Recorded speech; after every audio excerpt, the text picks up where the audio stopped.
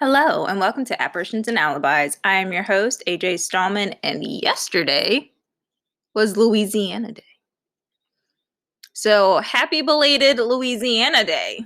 Your girl is falling behind. She's suffering, guys. I'm on a rough bus. Anyways, today we're going to visit a cemetery located in Louisiana, but before that, here's an update. We have a Patreon. Our tiers range from $1 a month to $12. And there is everything from a shout out on an episode to stickers and picking out episode topics, just amazing stuff. So make sure to check that out at patreon.com/apparitions and alibis. Thank you to everyone who has supported this podcast thus far, and big hugs to everyone listening. Also, life update. I spilled coffee all over the kitchen. So if you feel like you're failing at life, just know I'm there with you. Now, to the dead people. St. Louis Cemetery number 1 is New Orleans' oldest grave site. It was established in 1789 by. It is also considered one of the most haunted cemeteries in all of the U.S. In just one block, this site holds 700 tombs and over 100,000 of the dead, and still counting as it's still in use. For 200 years, there have been reports of people experiencing ghosts that call this cemetery home. Many have been tempted to try and sneak into the cemetery after dark to try to make contact with these spirits, which is understandable with how spooky it looks. Even the appearance of the cemetery holds the vision of days gone by, and such a quiet atmosphere is bordering on eerie. Because of its age, the site holds broken shells and cobblestone from the Mississippi River. My cat. Oh no! Oh, I'm sorry. My cat just fell from the windowsill and got stuck on the curtain. She was doing a split. Are you okay? You're okay.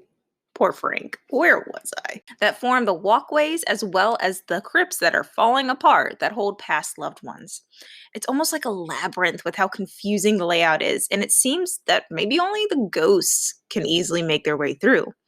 Family tombs have odd symbols that lean on the side of cryptic, and the spooks are enough to get a movie filmed here.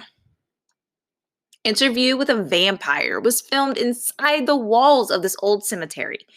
Despite popular belief, cemeteries usually are not as haunted as you would think, but this particular one holds the nickname the Cities of the Dead. So maybe St. Louis Cemetery number 1 didn't get the memo. Maybe Marie Laveau didn't get the memo. Yup, you heard me. The voodoo queen herself wanders here in her afterlife. Marie was born in 1801 and would become the most revered and feared voodoo practicer in New Orleans history. She practiced fortune telling, the occult, and worked with herbal remedies. As word of her spread, she became very popular. Legend has it she knew all the secrets of all the levels of society.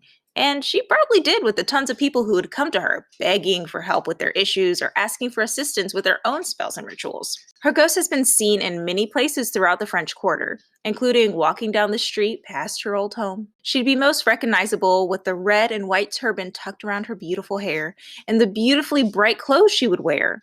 But when people see her and follow, she vanishes into thin air. In the cemetery, it has been said that she walks through the tombs. Those that are willing to disrespect her or her religion end up getting scratched, pinched, or shoved to the ground, which they deserve it. She is not always the friendliest, but I'm sorry, if you come to my place of rest and you're like, hey, yo, you a wimp. See, Dino, if you hear him growling in the background, agrees with me. You don't just go to someone's place of rest and be like, hey, yo, your religion is whack. You don't do that. That's so rude. And if it were me, they would be getting more than pinched. I'd be leaving handprint scars or some sort of flamey something. I don't know. I'd be mean.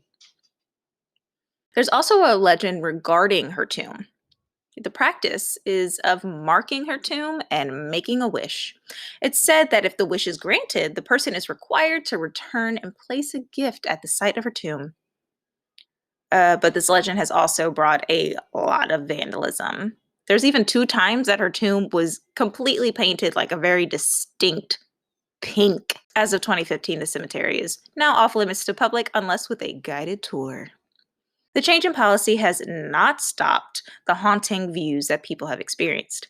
Visitors have reported all sorts of paranormal happenings during attempted interactions with Marie Laveau. Feelings of being touched, feeling ill, and hearing voices from inside the tombs have all been said to happen on occasion. Another person that calls this cemetery home has a pretty sad tale. When I was doing research, I was like, oh,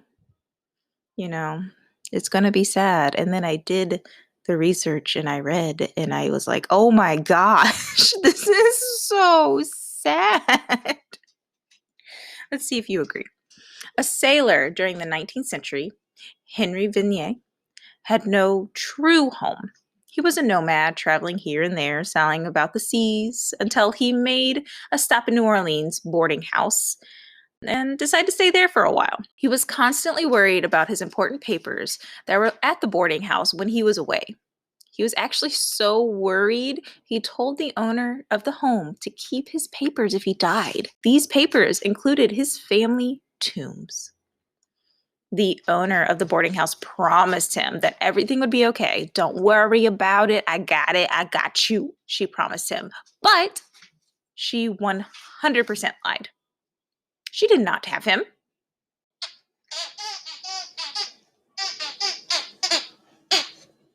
Yeah. We're trying to have a serious moment. Puppies.